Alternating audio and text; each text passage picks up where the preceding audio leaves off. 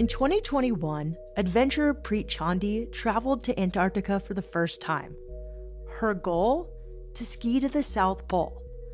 A small plane dropped her off, and she was left on the ice alone with a 192-pound sled.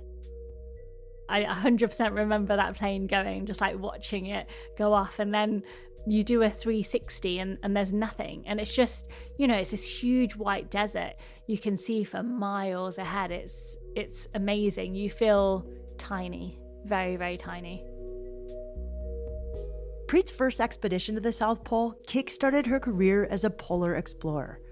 For many years, she served as a medical officer in the British military. The skills she learned in her work carried over to her adventures on the ice. At just 37 years old, Preet has already become one of the most accomplished polar explorers of our generation. She's completed 3 expeditions to Antarctica, and each time she's set a new Guinness World Record.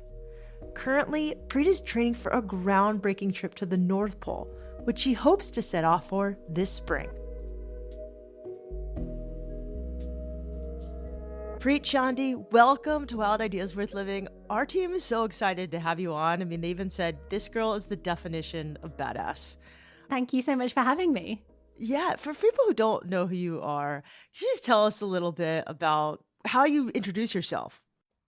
That's funny, actually. So I left the British Army about a year ago. And now when people ask me what I do, sometimes I'm like, oh, I'm not like working too much at the moment, but I am. And I guess I'm an adventurer. It's just getting used to saying it. So yes, I'm an adventurer, and I have managed to put my foot into a world that I really didn't know much about when I was younger, which is pretty incredible. So what made you get interested in this like extreme Arctic adventure? Yeah, so I ran my first half marathon when I was at university, and then I decided to do a full marathon. And then I found this ultra marathon, and it was 50 miles overnight on Halloween. And I remember having this like big backpack with sandwiches and things. And I walk into, like the check-in room, and I felt so unprepared because everyone's got these tiny little backpacks. And I quickly like threw some of my sandwiches out, did the event.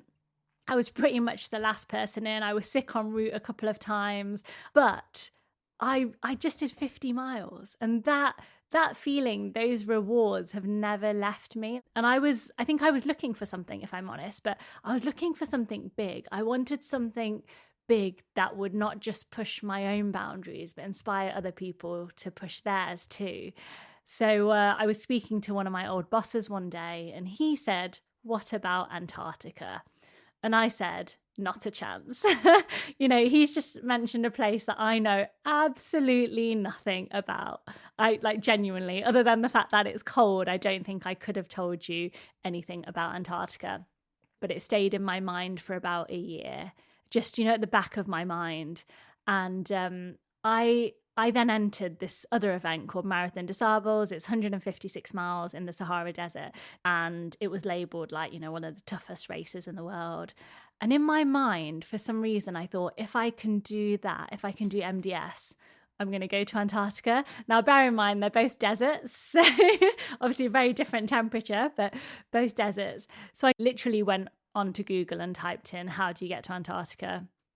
And I found the logistics company, decided that I wanted to do a solo trip, and started doing some research and decided that I wanted to be the first woman ever to ski solo and unsupported across the landmass of Antarctica, because why not dream big, right? and it started from there. I just want to tell you that my team makes so much fun of me because every time we have to record a script with Antarctica, I cannot say it. It's not an easy word to say. Okay, so what year was it that you decided to actually type into Google, how do you get to Antarctica? End of 2019. It's one thing to decide to go to the South Pole, but you decide to do it and be the first woman to do it unsupported and solo. Why? I'm an ambitious person. I am. And I wanted to prove something, if I'm honest with you. I have been told a lot that I couldn't do a lot of things, and I went and did them anyway. I was told I wasn't smart enough to get into university. I actually went and graduated. So I think part of it was I wanted to, push my own boundaries. I want to, inspire people. But I think I had something to prove, if I'm honest. I think I wanted to prove to myself and others that if I can go and do something like this, then anyone can go and do anything. Okay, so step 1 was like typing into Google how to do this. Step 2, what did that look like? Step 2 is, where can I train? Well, find money and train. So I have put it on my website, on social media, that, I want to be the first female to do a solo unsupported land crossing in Antarctica. And then I need to train. So I was sent these training courses, and it was called a polar expedition training course in Norway, which is perfect. I took 2 weeks of annual leave from work. I borrowed a load of kit from anybody I could. So I went on this course and I thought, great, this is a really good baseline for me, because I wanted to learn, like, what kind of clothing do you wear? Like putting a tent up in the snow, being able to navigate in the snow. Before Preet could trek across Antarctica, the logistics company she hired needed proof that she was ready for the expedition. In order to build experience, she signed up to cross Greenland. Preet hired a guide and spent her life savings to make this trip happen. Ultimately, due to bad weather, she and her guide failed to complete the crossing. Preet returned to the UK defeated, massively in debt, and feeling like her dream might never become a reality. I can't imagine spending my life savings and then failing. That would be absolutely brutal. I'm curious, how much did that trip to Greenland cost? Would you mind being transparent about that? Because I think people are clueless. So, no, of course not. Yeah. So overall, this trip, not the extraction. So it was about £15,000 that I had to pay. And then we got stuck on the ice and then had to be extracted by helicopter. And I didn't realize that I had to then pay that extraction cost. And it just, honestly, it got worse and worse. So I get back to the UK, and I remember feeling quite empty, if I'm honest with you. And I was actually supposed to do the London Marathon virtually the next day. And I remember my partner saying to me, you don't have to do it. And I actually did the next day, and I did it like, walking / hobbling / very slowly jogging. It took like over 7 hours. And I think the reason that I did it is I wanted to show myself, when I was feeling like this, could I give more? And the answer was yes, because I wasn't feeling good. I was feeling like I didn't have much left in me, but I could give more. And that, it helped a little bit, if I'm honest with you. It took me also after that, so this is August 2020, it took me over a year to pay off the helicopter cost, the extraction cost. So I just really appreciate you speaking about the money part, because I think people have no idea how much this kind of stuff costs. Like, we know that Everest is absurdly expensive, but it's often like rich guys that are doing it. But if you're someone like, you or I, that has like a regular job, or you were just in the army and you're just making kind of regular pay, it's really expensive. And then there are these unexpected costs of extraction and emergency. I mean, I've been on a surf trip where someone had to get extracted, and it was so expensive. It was a lot of money, and it really hurt. And that wasn't something I even told, family or friends really at the time, because I didn't really want anyone to say, well, why did you even, you know what I mean? Like, what a silly idea. But I would say, looking back, those lows and those failures taught me quite a lot about myself, and they helped me, I think, more than actually any of my successes did. Once she returned from the Greenland expedition, Preet applied to make a 1,000-mile land crossing of Antarctica, but the logistics company rejected it, saying she still didn't have enough experience. So she settled for a slightly shorter trip, a 700-mile trek to the South Pole. After more than a year of preparation and fundraising, Preet flew to Chile and then to a base camp in Antarctica. On November 7th, 2021, she took a small plane to the edge of the landmass and set off on her first solo Antarctic expedition. What was it like the very first day, just hearing all that silence, I'm guessing? Yes, I 100% remember that plane going, just like watching it go off. And then you do a 360 and there's nothing. I remember the first 5 or 6 days I had decent weather, and that helps because it's stunning. It really is beautiful. And it's funny because before that, the longest I've ever been alone was probably less than 48 hours. So this is already the longest time I've ever been just alone. But, I've got good weather, so it's calm. It's not too windy. The sun was out. And I remember thinking, oh, this is pretty amazing. And then after about 5 days, the weather turns. And I think when anything gets physically harder, it gets mentally harder as well. And then all of a sudden it's a bit more of a struggle, and you're having a little bit of a mental battle as well as physical, because yes, you're dragging a sled and it's hard, but mentally it's just something else. There's nothing really on the horizon. So it's not like you're climbing up a mountain and you're like, oh, that's my summit, or you can see a point where you're like, I'm going to go to that point, because often it just looks the same. Do you have any really memorable days, either beautiful or awe-evoking or just terrible, that you can share on that first journey? Yes, yeah, I do. So I am a couple of days away from the pole, and I wasn't very sensible with my hours. I wasn't that far away from something called the female speed record, and that wasn't a goal of mine at the start of this trip, but because I was close, I started pushing it a little bit more and more. And then I get to this day and I see this sun has like this halo effect, which is beautiful, and I see people coming out of the sun, and I thought, nobody told me that this happens. And I thought it's an effect of the sun, right? Like, this is something that happens. And for some reason, for me, it looked like it was old school. Maybe they were on like in Victorian dress. And I remember sticking my pole out to see if anybody would grab it, and they didn't. And then suddenly there was this little old lady and this dog with me, and they kept trying to get me to climb up this mountain. And no matter what we did, I just couldn't get to the top. And eventually I thought to myself, I must be dreaming, and I just can't wake up. And I remember like tapping myself and saying, it's not me, I'm not the problem. And eventually I put the tent up, and I got my satellite phone out, and I called my partner, and then I called the logistics company. And that day, I'd done like 18 hours, I'd hardly moved. I think I was going backwards on myself and I don't know, doing loops. And basically I was so sleep deprived, I started hallucinating. And then the next day, so I then slept, and the next day I was going into the pole, and I couldn't ski for probably 10 minutes without having to have a break. And I felt like I'd just used everything I had. And I was really annoyed at myself then, because I'd pushed myself so hard that I didn't have anything left. And yeah, eventually I get to the South Pole, but that last day was a really, really long day. But I always remember just seeing people come out of the sun and thinking, oh, nobody told me this happens, thinking that, this is what everybody sees and it's an effect of the sun and I'm not hallucinating.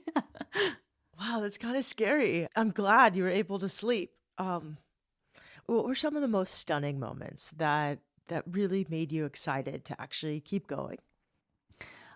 When I started that trip, it was just unbelievable. Like I've never seen anything like it. It's just, like I said, when the sun is out, it's beautiful. And in the morning, one of the first things I do when I wake up is just quickly open up the zipper of the tent to see what it looks like outside. And it's, like I said, you feel tiny in this huge, huge, vast place where you cannot see anybody at all. It's really incredible.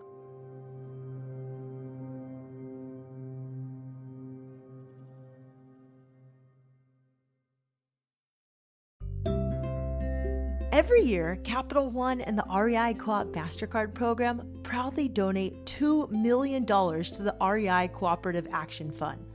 The fund supports hundreds of nonprofit partners that are creating a more equitable outdoors for everyone. You've even heard of some of their stories on the podcast. In addition to supporting the REI Cooperative Action Fund, Capital One and REI have partnered on the REI Co-op MasterCard, bringing card members excellent card benefits that inspire more outdoor adventures. Find out if you're pre-approved for the REI Co-op MasterCard with no risk to your credit score. Go to rei.com/MasterCard-podcast to learn more. That's rei.com/MasterCard-podcast. Terms apply.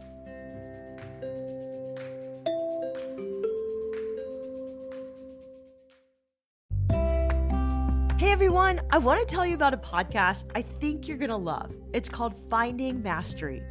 Each week, you'll dive into the minds of the world's greatest athletes, leaders, thinkers, and doers with past Wild Ideas guest, Dr. Michael Gervais, a high-performance psychologist who's worked with Super Bowl-winning NFL teams, Fortune 50 CEOs, Olympic medalists, and extreme athletes exploring the edge of human potential. Tune in as Dr. Gervais sits down with high performers like David Goggins, Brené Brown, Jimmy Chin, Lindsey Vonn, and Alex Honnold to translate their mental skills into tools you can use to unlock your potential. If you're looking for a podcast to inspire you and provide actionable takeaways to become your very best self, I recommend you check out Finding Mastery, available wherever you listen to podcasts.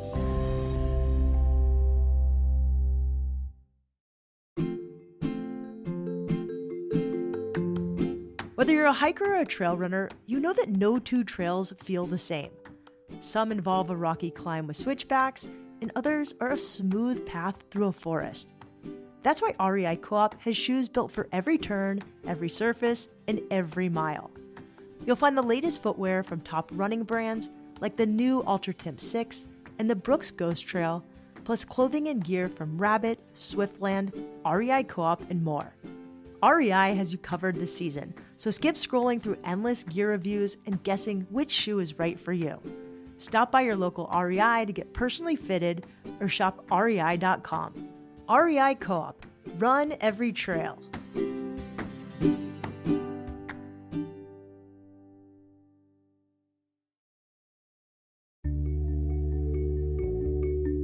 In December of 2021, Preet Chandi became the first woman of color to complete a solo, unsupported expedition to the South Pole.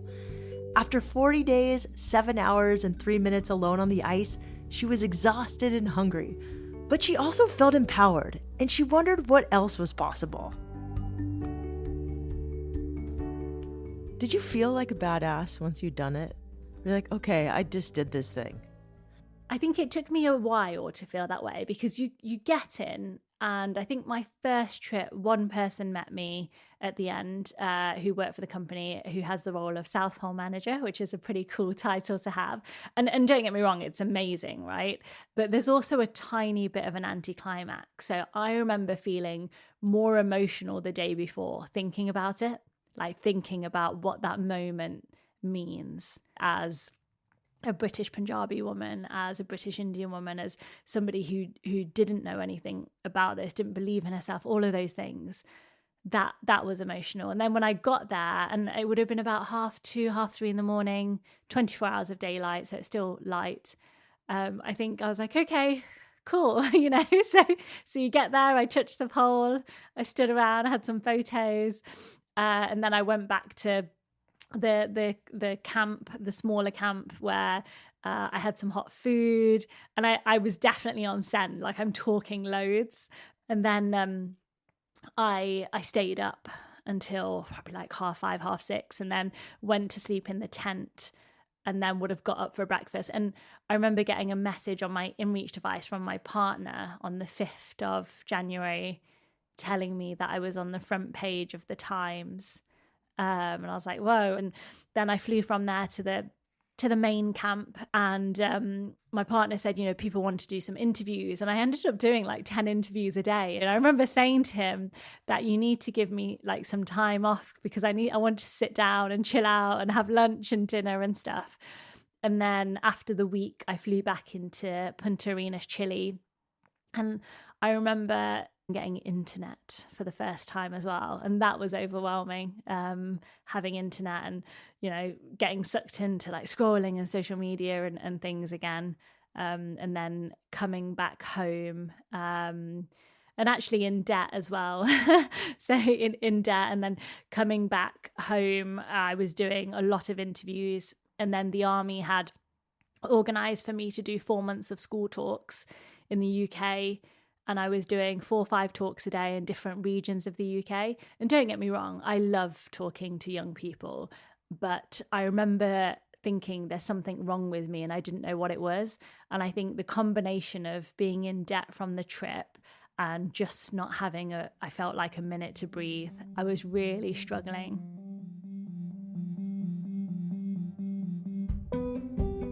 Re-entering society after 40 days alone on the ice was a shock to Preet's system. The interviews and speaking engagements were constant. Beyond the public excitement, she also had to return to her full-time job, on top of trying to recover physically and manage the financial strain of the expedition. But there were some bright moments during this time. The British military gave Preet a medal for her expedition, and she married her longtime partner. Over time, she stabilized financially, and once again felt the pull of the ice. For her second expedition, Preet set an even more ambitious goal: to become the first woman to complete a solo, unsupported land crossing of the continent, trekking from one coast of Antarctica to the other, passing the South Pole along the way. Unfortunately, it didn't go according to plan.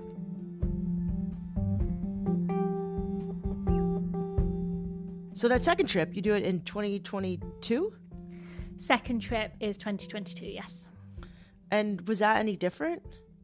That was a nightmare. So no. This trip, this is the one I've been planning, right? I know. So this is the crossing. So this is the one from the beginning that I wanted to do. So the solo unsupported crossing of a landmass. And I thought, you're in a good position here. I've been to Antarctica. I've done 700 miles solo. And, and I hadn't picked the biggest trip ever. I'd picked something that I thought was achievable, that I thought, I could achieve. And I had, off the back of the first trip, there was a reasonable amount of media for this trip, I would say. And then I managed to get enough sponsorship to do the trip. And this logistics company, it works for the summer season, so that's November to January. So I was very keen to get started because I didn't have that much time to do the trip. We get to Antarctica, again, I've been there before, had a quick turnaround because I wanted to get started. They dropped me at my start point and my fuel had leaked. And I remember thinking, what are you doing? So I quickly emptied that bag. And what I should have done is then put my tent up, just sorted my life out, started the next day. But I didn't. And I think the reason I didn't is I was terrified of failing on this trip. I was like, no, you have to start. You do not have much time. So I started.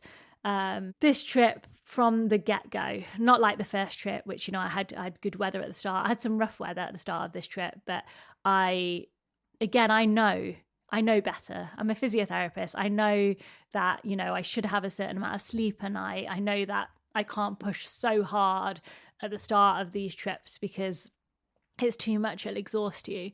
But that's exactly what I did. I was skiing 13 hours, sleeping 5 hours, skiing 12 hours, sleeping 3 hours. Like, it was so silly.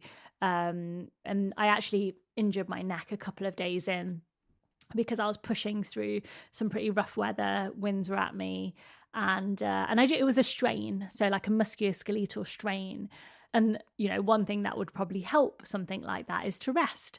And obviously, I can't rest because I don't only have so much time. So I didn't rest, and that neck pain became quite a problem. So I started taking. I only take so much pain relief, but I started taking the pain relief early on in the trip. So then I had to start rationing my pain relief. Again, not an issue I thought I'd have. A couple of weeks in, I then noticed a bruise on my left calf. And I started to get an injury called polar thigh. So the cold and the wind has got through my layers and started to break down my skin. So then I had to manage that as well. So I still have the scar on my leg, and I'm not hitting the mileage on this trip at all. And I said to myself, eventually I'd get back into the routine of doing like 12 hours and 8 hours sleep, but I never did. It took me, how many days? I think, was it 50, about over 50 days to get to the South Pole, which is when I then take the turn that I didn't take the year before to keep going. And I'm not in a good way. Like, I started doing 24 hours of skiing a day. I would ski for 24 hours, then I'd sleep 24 hours. My neck was so bad that I was having to use my ski poles to physically lift it up. And it just got worse and worse. Like, the whole trip, I have this voice in my head telling me that I'm failing and terrified of what other people are saying. And then the mistakes were unreal. Like, my stove was running so low, but I was so exhausted. I just didn't fix it. Like, I didn't take it apart, put it back together. The last like 12 hours, I was looking for my shiwi to go for a wee. And obviously it's so much easier to stand and go for a wee. And I just couldn't find it in the same zip pocket where it always is. And eventually I had to unzip and squat, which was so much harder. And I remember looking for it when I'd finished, and it was there in the same pocket it always is. I mean, there were so many things. I just, I I had this message inside my tent saying, remember to enjoy it. And I can tell you right now, I did not enjoy any of those 70 days. It is the hardest thing I've ever done in my life. And it was hard from the start, and it just got worse every single day of it. And then about a week before the end, they called me on the sat phone and they said to me that obviously they're watching, my pace and where I am, that I'm not going to make the end. So they will get the plane to a point where they think I can make. But I was broken at the end of that trip, and probably for a little while afterwards. On that expedition, Preet lost 45 pounds over 70 days. Although she didn't complete her original goal of crossing the continent, she still set a world record for the longest solo unsupported one-way polar ski expedition. The achievement brought a wave of positive press, but one article cut through all the praise. A journalist dismissed her as arrogant and obsessed with chasing records. The words landed harder than she expected.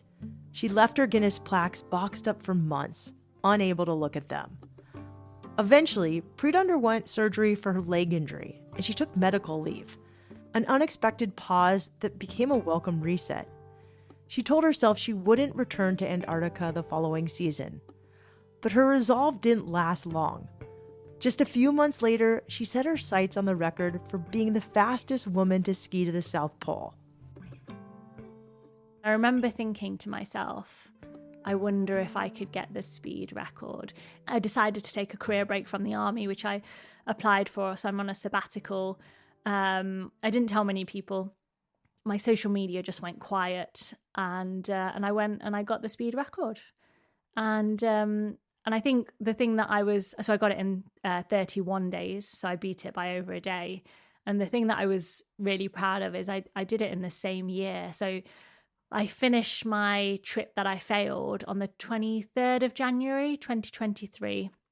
And I got the speed record on the 28th of December, 2023. And I stood there at the South Pole knowing I got the record with, one or two people knowing, like not many people knowing it's not in the world. And it was beautiful. It really was. And I think the only reason I got that was because of the failure of my second trip.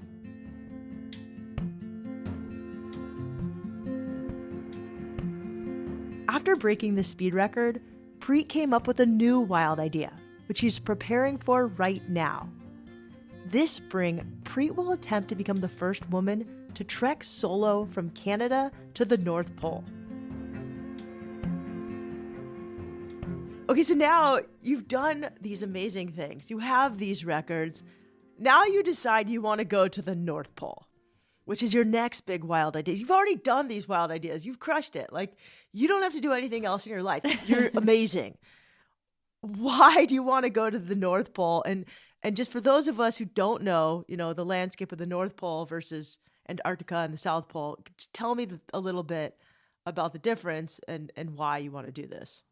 Yeah, of course. So I didn't really know the difference. I thought, I've been to the South Pole, I wonder if I could go to the North Pole, thinking they might be quite similar, but actually quite different. So Antarctica's on land. The North Pole is in the middle of the sea, the geographic North Pole. So it is shifting, is moving. And when I do my expedition, I will be on sea ice. Now, my aim is to start from Canada, and the sea ice has basically been shifting that way. So the first 100 or so miles, I'll be climbing over big blocks of ice with my 2 sleds. So I'll have one sled go back to the other one. It will be about 130 kilos in total. And once I'm past those sections, there will literally be sections of open water where I have to put on an immersion suit, get into the water, swim across to the other side, get out using ice picks, and then drag my sleds, which float after me. On top of that, I have to carry a firearm because there are polar bears. And this is just, I started looking into it. I was like, whoa, Antarctica seems like a walk in the park in comparison. It's unbelievable. Nobody's done a solo trip for 10 years. Like, the logistics are insanely complicated. It's really hard for me to try to find someone even to drop me off at the start line, never mind someone to be able to get me, however far I make it. No female has ever done it solo. So if I am successful, I'd be the first woman in history to ski solo to the North and South Poles. Now, I do want to say that there's probably a 5% chance of me actually making it. Like, this trip it's so challenging, not just physically, mentally, all of that, even just getting to the start line. And it's way more expensive than my Antarctic trip. And everybody I've spoken to has told me that there's nowhere else in the world that compares to the start of that trip. I've been told the first 2 weeks of that trip is harder than anything I think I'll ever face in my life, if I'm honest with you. But you cannot fail unless you try. You're the most badass person I've ever interviewed. Can you explain to me what it's like when you fall in the water and then you try to get back out? Yeah. So I have an immersion suit, which is buoyant. So the aim is I'll go in and, and I won't be getting cold. The water won't be getting through. But it's never going to be the same. So before I get into the water, I have to look to make sure, one, I can see an exit and make sure I'm confident I can get out. If I look at a bit of water and it looks like I can't get out the other side, I do not get into the water. And what I probably will do is travel east and west to see if I can find a better crossing. Or the other thing I can do is camp my tent overnight on the edge and hope it changes in the morning. Because you have to remember, I'm on sea ice. So it's shifting, it's moving, it's changing every day. So, and also it's not going to be just water. There could be blocks of ice in my way. So it's not as simple as, I'll just swim across.